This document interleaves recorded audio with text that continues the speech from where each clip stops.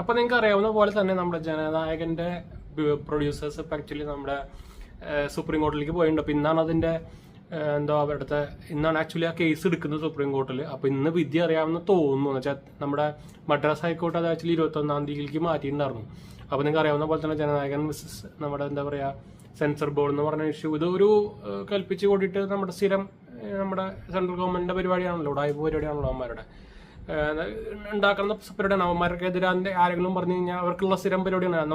ഒന്നെങ്കിൽ ടാക്സ് പരിപാടികൾ, അല്ലെങ്കിൽ CBI. ഇപ്പോൾ അതിന്റെയും CBI എൻക്വയറി ഇപ്പം നടന്നുകൊണ്ടിരിക്കുന്നുണ്ട് നമ്മുടെ കരൂർ സംഭവത്തിന്റെ ആയിട്ട്.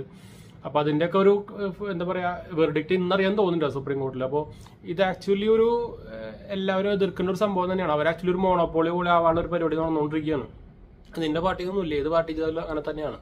അപ്പോൾ ആക്ച്വലി ഇപ്പോൾ റീസെന്റ് ഇപ്പോൾ നമ്മുടെ കമൽഹാസൻ വന്നിട്ടുണ്ടായിരുന്നു. അതുപോലെ തന്നെ നമ്മുടെ ഇപ്പോൾ അവിടെ ഭരിക്കുന്ന പാർട്ടിക്കാരും ഇപ്പോൾ ഇതിനെതിരെ വന്നിട്ടുണ്ടായിരുന്നു. അപ്പോൾ എനിക്ക് തോന്നുന്നത്, ഞാൻ ആദ്യം വിചാരിച്ചത് ഇവർ രണ്ടുപേരും കൂടിയിട്ടുള്ള പരിപാടിയായിരിക്കും, സെൻട്രൽ ഗവൺമെന്റും നമ്മുടെ തമിഴ്നാട് ഗവൺമെന്റും കൂടിയിട്ടുള്ള പരിപാടിയായിരിക്കും എന്ന് വിചാരിച്ചു. പക്ഷെ അങ്ങനെയെല്ലാം തോന്നുന്നു, പറയാൻ പറ്റില്ല കേട്ടോ. അവന്മാർക്കൊന്നും അവന്മാരൊക്കെ ഒരു എന്താ പറയാ പൊളിറ്റിക്സ് എന്ന് പറഞ്ഞ പരിപാടി ഉണ്ടല്ലോ, അവന്മാർക്ക് പഠിപ്പും സംഭവം ഒന്നും ഉണ്ടാവില്ല. പക്ഷെ ഒടുക്കത്തെ ബുദ്ധിയും ആൾക്കാരെ എങ്ങനെ വളർത്തിടിക്കാം മതത്തിന്റെ പേരിലും അങ്ങനത്തെ ഇഷ്ടം പോലെ ഒരു പരിപാടി ചെയ്യുന്നതാണ്. നിങ്ങൾ ഒരെണ്ണത്തിൽ തന്നെ കണ്ടിട്ടുണ്ടായിരിക്കും.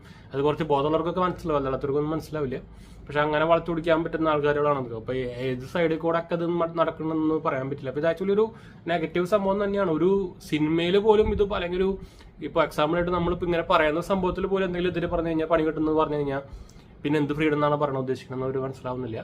അപ്പോൾ ഇത് ആക്ച്വലി എത്രയും പെട്ടെന്ന് ലോഞ്ച് ആവണമെന്നാണ്. ഇപ്പോൾ ആക്ച്വലി ഞാൻ ആദ്യം വിചാരിച്ച ഇറങ്ങുന്ന ദിവസം ഒന്നും പതുക്കെ കണ്ടാൽ മതി. പറയുമ്പോൾ ഞങ്ങൾക്ക് വിജയന് ഇഷ്ടമൊക്കെയാണ്. പക്ഷെ എന്നാലും നമ്മൾ ഡൈ ഹാർഡ് ഫാനും സംഭവമൊന്നുമല്ല.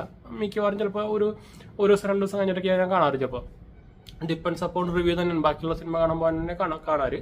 പക്ഷെ മിക്കെല്ലാം കണ്ടിട്ടുണ്ട്, അത് വേറെ കാര്യം.